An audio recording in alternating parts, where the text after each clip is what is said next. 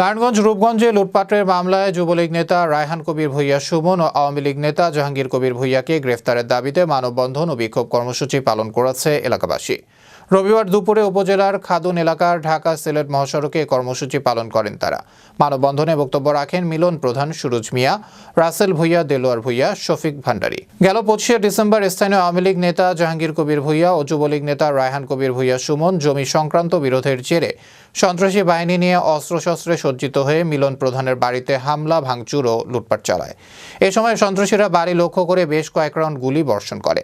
পরে এলাকাবাসী রায়হান কবির ভূঁইয়া সুমনকে আটক করে পুলিশের সোপর্দ করেন। পরে পুলিশ রায়হান কবির ভূঁইয়া সুমনকে মোটা অঙ্কের টাকার বিনিময়ে ছেড়ে দেয়। এ ঘটনায় মিলন প্রধান বাদী হয়ে রূপগঞ্জ থানায় একটি মামলা দায়ের করেন। বৈষম্য বিরোধী ছাত্র আন্দোলনে শিক্ষার্থী হত্যা মামলার আসামি রায়হান কবির ভূঁইয়া সুমন ও তার ছোট ভাই মহসিন কবির ভূঁইয়া সবুজ। তারপরও সে দেখা দিবে। তো এরকম সমস্ত লোকের কাছে এরকম জোর জুলুমভাবে সে মনে করেন করছে, এবং এটা আমরা দেখেছি। এমন এই কারণে আমরা সবাই ছাত্রদের উপরও সে হামলায় লিপ্ত ছিল এবং অনেক টাকা পয়সা দিয়ে সে মনে করেন সহযোগিতা করছে।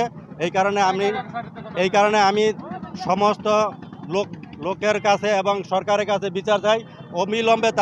মিলন বাংলাদেশ জাতীয়তাবাদী দল বিএনপির মুক্তিযুদ্ধের প্রজন্ম দলের সহসভাপতি, রূপগঞ্জ থানার বেশ কয়েকদিন যাবৎ জাহাঙ্গীর কবির ভূঁইয়া ও রায়হান কবির ভূঁইয়া বিভিন্ন সংবাদপত্র, ইলেকট্রনিক মিডিয়া, সামাজিক যোগাযোগ মাধ্যমে আমি এবং আমার পরিবারের বিরুদ্ধে বিভিন্নভাবে অপপ্রচার চালিয়ে আসছে, যা সম্পূর্ণ মিথ্যা, বানোয়াট, উদ্দেশ্য প্রণোদিত।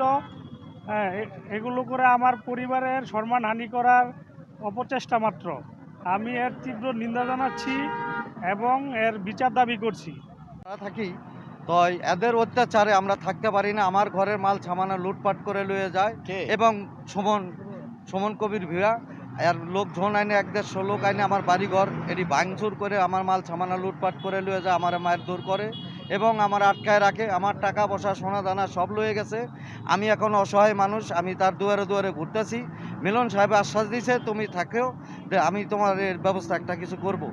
কিন্তু এই বিশ্বাসে আমি রয়েছি। আপনাদের কাছে, দেশবাসীর কাছে আমি বিচার চাই, এদের যেন একটা সুস্থভাবে বিচার হোক।